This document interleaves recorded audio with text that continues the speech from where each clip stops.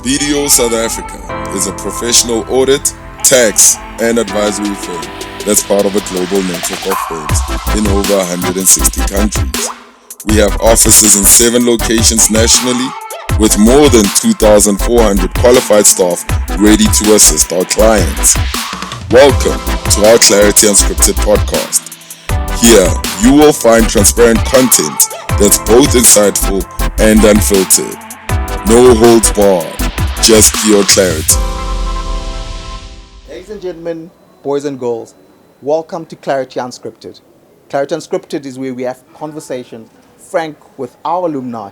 And today, for the first one, for the maiden one, I've got the man himself, Brett Paulstein, who's going to take us through the journey. He's an alumni. He's also a top 35 under 35 alumni. And we're talking, ladies and gentlemen, a proper powerhouse.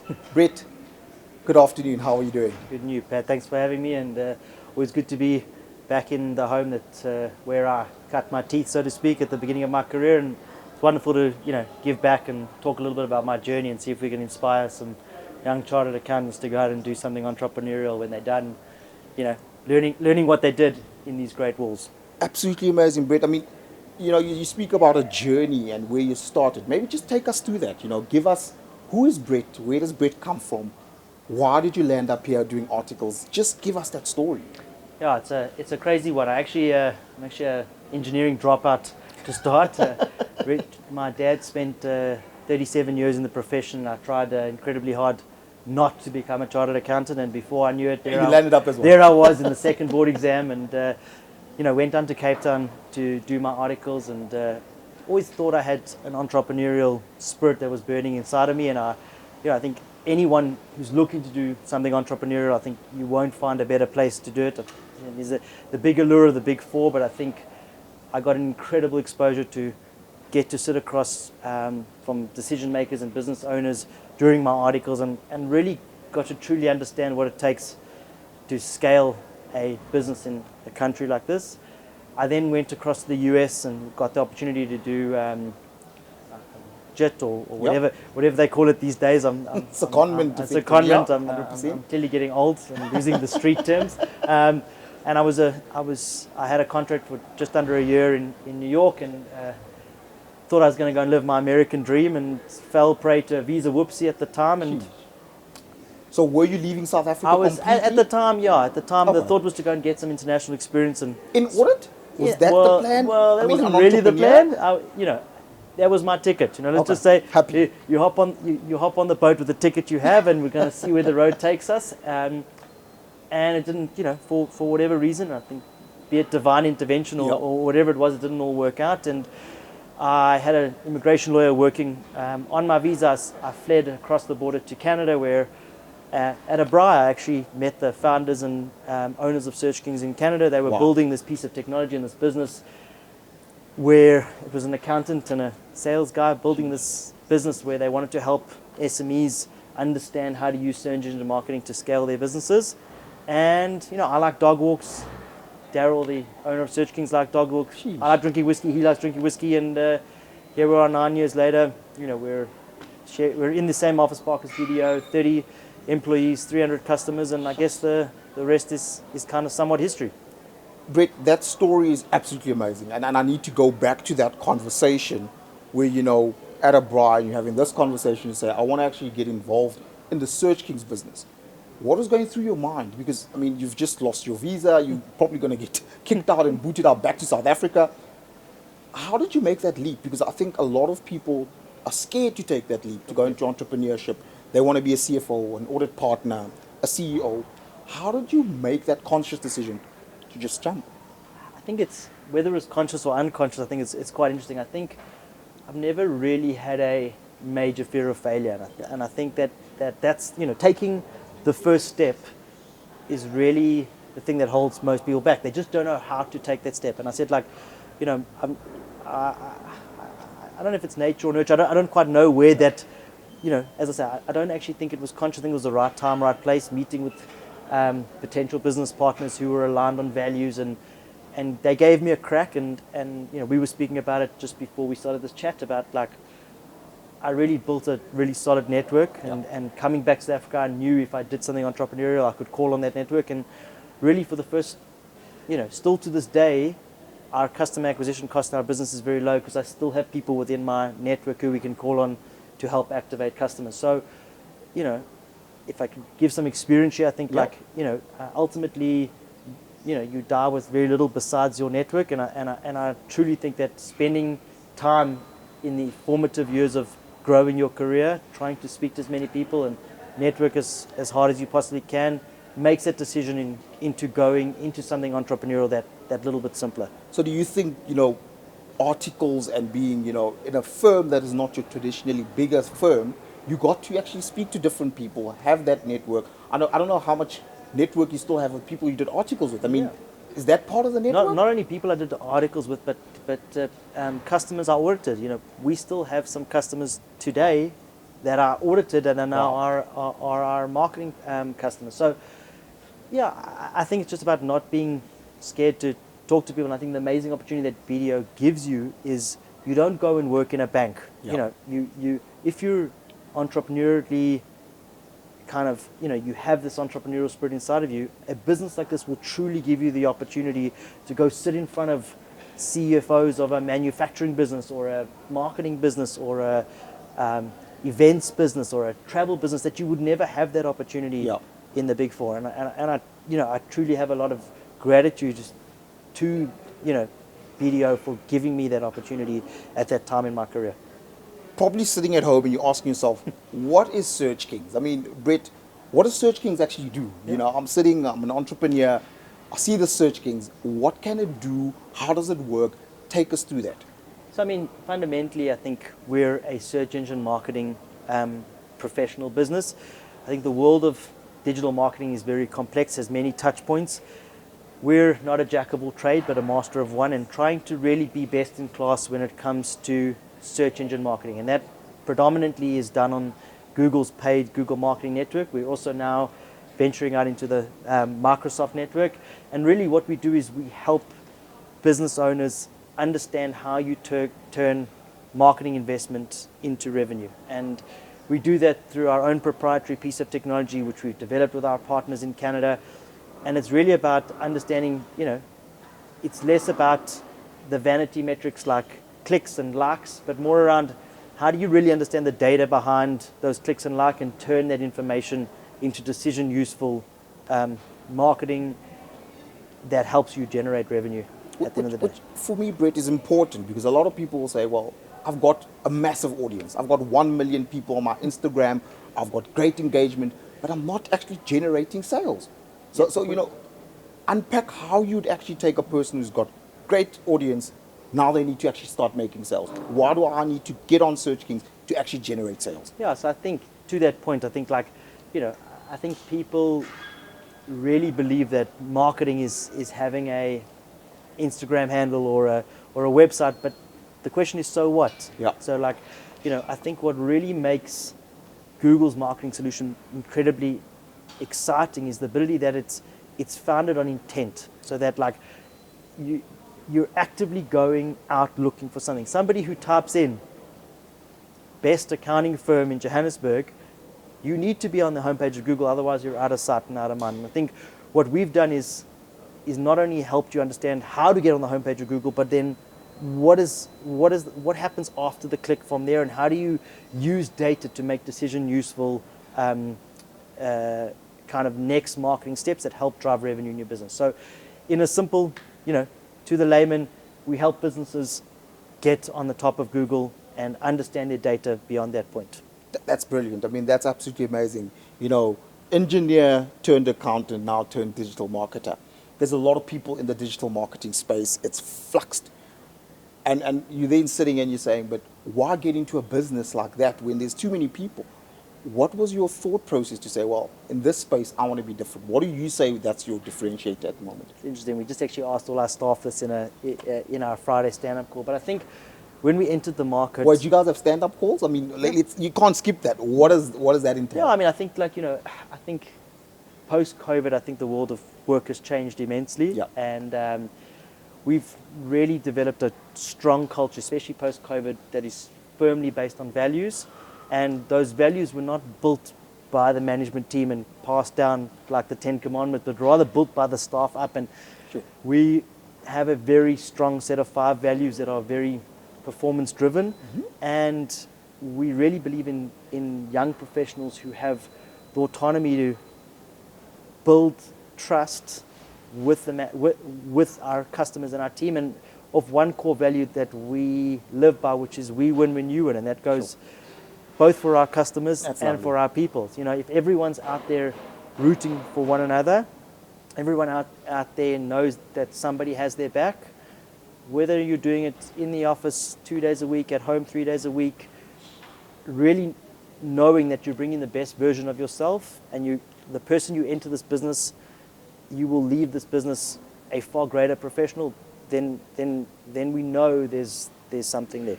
There's actually a core here. I can hear a nucleus, and I Yeah. can see how you love the business. I mean, do you think as an entrepreneur you have to have a passion for something? Because a lot of people say, "Yo, well, I'm good at it. Let me just run it." Is passion important in running as an entrepreneur? More than passion, I think purpose. You know, like I had this opportunity, I had this American dream, and I was going to go out there and, you know, see what the big world was out there. But truly, like, I really believe in not only the potential of this country, but the potential of the people within this country. And I think when you go and work internationally, you really see just how remarkable this place is. And I think we have grit, we have resilience, with everything stacked against us, We still make it. this place is thriving. And I think like it's so easy to get caught up in the negative sentiment and let the media drive us to believe that it's all doom and gloom, but there is remarkable things happening in this country. And I think our purpose at SearchKings is to really use our expertise and our skills to help business owners truly understand how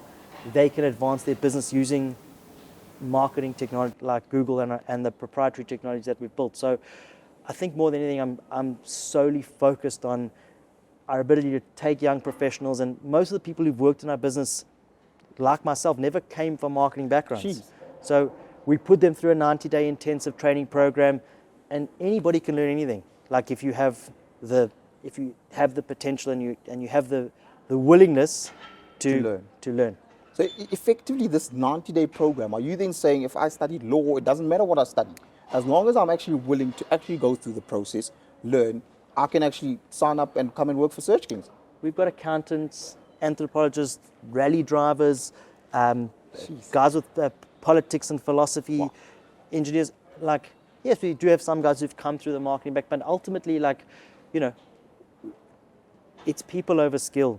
Sure. And That's amazing. culture eats strategy for breakfast every day of the week. That's So, amazing. like, you know, if you're a smart young professional and you're looking for a change of career, and you know, unlike Pat, you know, I hated wearing suits. I liked wearing hoodies and sneakers, and like, you know, I had a ceremonial, you know, suit burning ritual that I did when I moved over from the Love world of it. accounting I into, love it. and everyone, you'll see us in our branded gear walking around like, you know, it's not what you wear, it's about what you deliver. That we believed is the ethos of our That's business. amazing. That's absolutely amazing. But Brett, you know, you spoke about resilience, you spoke about purpose. There has to have been a time where the chips were down.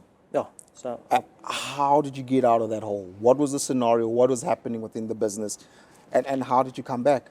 So it was 25th of March 2020. It was 24 hours before the first national lockdown. I had my first son, had my first child, my Amazing. son, on my birthday. Wow, that's 24 brilliant. hours before the lockdown. And then the next, you know, you need not to be a rocket scientist to think back to that time where, okay, generally the first, you know, you're an accountant, you know, what's the first spend line item on the Marketing income gets statement that gets chopped. So we lost 30% of our business in 12 weeks. I just brought this beautiful little child to the world, and Wow.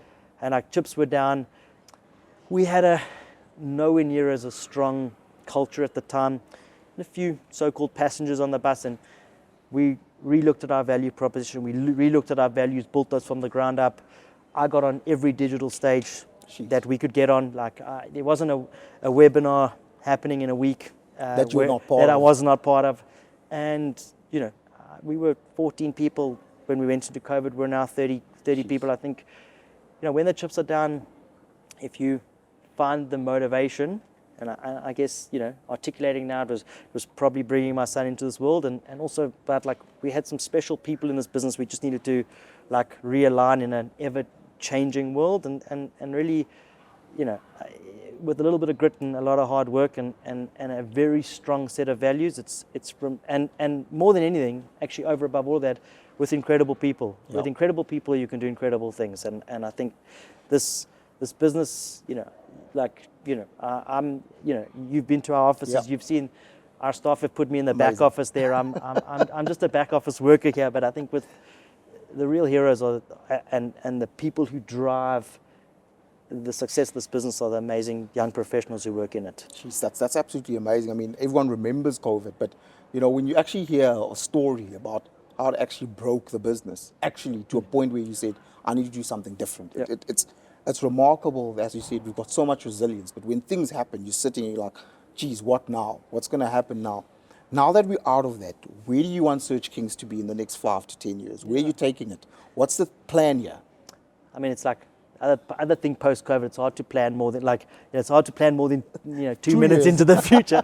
But I think I've been very lucky to have Grant Courier, another top 35 and 35 alumni, joined me 18 months ago.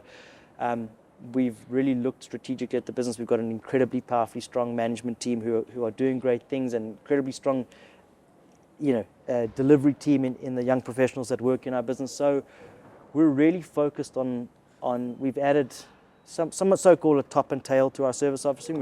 We were primarily focused in search engine marketing, but now we're doing a lot of website design, particularly around conversion optimized in an African context. Wow. Where we're helping businesses understand how they convert demand, where Sure. you can have unbelievable marketing, but you get to a Doesn't website that doesn't work and doesn't work on a mobile device, you're It's over. dead in Yep. the water. And we also got a large customer base in the service industry where you can also have great marketing, great leads, but when the phone rings, nobody knows what to happen. So Sure. we've just built a CRM division, which we're incredibly excited about. And that CRM division is helping the business owners we work with truly understand their marketing and sales data. And so we've got some great plans for that division. We're also, we've just launched a podcast where we're going to be, showcasing some of the incredible entrepreneurs that exist, in this country and telling their stories from a sales and marketing standpoint. Lovely. And also watch out for a new event that we're going to be doing with our partners at Pipedrive, where we're going to, really be starting to bring sales and marketing professionals together to share stories and showcase just some of the amazing things that are happening in this country that are not getting the time in the limelight that they deserve. Jeez, Brett, you're quite busy. I must say it's quite exciting to hear where you're taking the business, what's coming next. You're sitting at home, you're probably third-year articles. What advice would you have for, someone that's finishing articles, that's about to branch out, that's scared to take that leap of faith, or doesn't know what to do? I mean, your career is pathed out. You've got 12 years of school, then you've got 4 years of varsity, then you've got articles, and all of a sudden you must make these big decisions. What advice would you have for those kinds of individuals? I think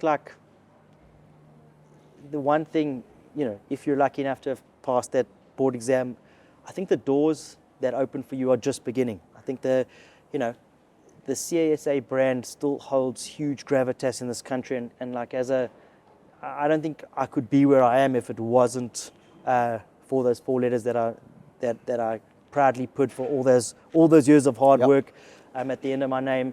And I think my 97-year-old grandmother always says, and she's a hero of mine. She always says, as long as you're learning something new every day, you're growing. And Wow.